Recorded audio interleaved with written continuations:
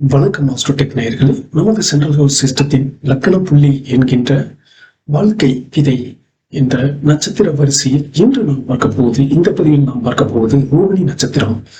ரோகிணி என்பது பராமரிப்புக்கும் பொறுமைக்கும் கைவந்த கலையாக இருக்கக்கூடிய இந்த ரோகிணி நட்சத்திரக்காரர்கள் எப்படிப்பட்டவர்கள் என்பதை நாம் இப்ப பார்ப்போம். ரோகிணி நட்சத்திரம் என்பது விதையை மரமாக்கி அதிலிருந்து பலன்களை அனுபவிக்கக்கூடியவர்கள். எதையும் ஜீரோவிலிருந்து ஆரம்பித்து பூஜ்ஜியத்திலிருந்து வளர்த்து உருவாக்கும் திறன் பெற்ற அமைப்பை உடையவர்கள். ஸோ எந்த விஷயத்தையும் முதல்ல ட்ராக் பண்ணி ஈர்த்து வசீகரித்து பின்னர் அதுக்கு தேவையான விஷயங்களை சேர்த்து செய்து அதை பெரிதாக்குவது என்பது இவர்களுடைய செயல் திட்டமாக இருக்கும். அதே போல இதில் இருக்கக்கூடிய அபாயம் ரிஸ்க் அப்படிங்கிறது அதீதமான பற்றுதல். தான் உருவாக்கிய பொருள் அல்லது தான் விரும்பும் மனிதர்கள் மீது அளவுக்கு அதிகமான பாசம் அல்லது பற்று வைப்பதால் மன வருத்தத்தையும் மன வேதனைகளும் ஏற்படுவதற்கான வாய்ப்புகள் உண்டு. இவர்கள் பொதுவாக டிசைனிங் எனக்கூடிய கைத்திறன்கள், விவசாயம், உணவுத்துறை மற்றும் வளர்ச்சி சார்ந்த எந்த துறைகளும் இவர்களுக்கு பொருத்தமாக இருக்கும். ஒரு விஷயத்திற்காக தன் உயிரை கொடுத்து அர்ப்பணிப்பதோடு அதை அழகாக பராமரிப்பது இவர்களுடைய வாழ்நாள் கடமையாக நினைப்பார்கள்.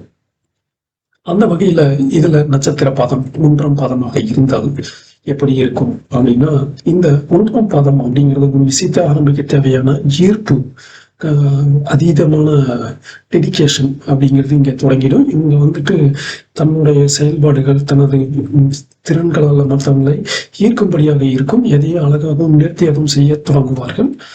அதே போல 2ஆம் பாதம் ரிஷப லக்கணத்தில் இந்த ரோகிணி நட்சத்திரத்தும் 2ஆம் பாதம் என்பது சிந்தனை முழுக்கும் எப்படி வளர்க்கிறது, எப்படி டெவலப் பண்ணலாம் அப்படிங்கிறதுலயே இருக்கும். ஒரு ஐடியா கிடைச்சா போதும், ஒரு ஸ்பார்க் கிடைச்சா போதும், அதை அப்படியே விட்டுறாம அதுக்கு தேவையான விஷயங்களை சேகரிக்கிறது, அதை ஒரு வடிவத்துக்கு கொண்டு வர மனக்கணக்கு போடுவார்கள்.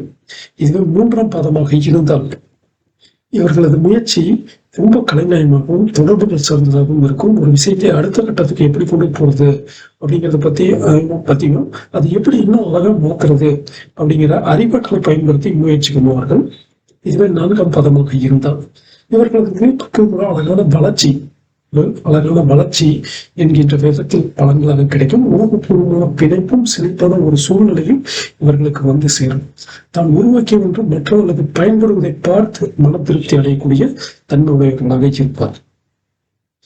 இந்த லக்கண புள்ளி எந்த ராசியில் போய் விழுகின்றதோ, இந்த நட்சத்திரம் ரோகிணி நட்சத்திரத்தின் அதிபதி சந்திரன் ஆக இந்த ராசிக்கு அதிபதி சந்திரனாக வருவதனால் இந்த லக்கண புள்ளியின் ராசி எங்கு வருகின்றதோ அங்கிருந்துதான் இவர்களுடைய வாழ்க்கை தொடங்கும். அது லக்கணத்திற்கு எத்தனாவது பாவமாக இருக்கின்றதோ அங்கு இவர்கள் 0விலிருந்து வாழ்க்கை தொடங்குவதற்கான வாய்ப்புகள் அதிகம் உண்டு.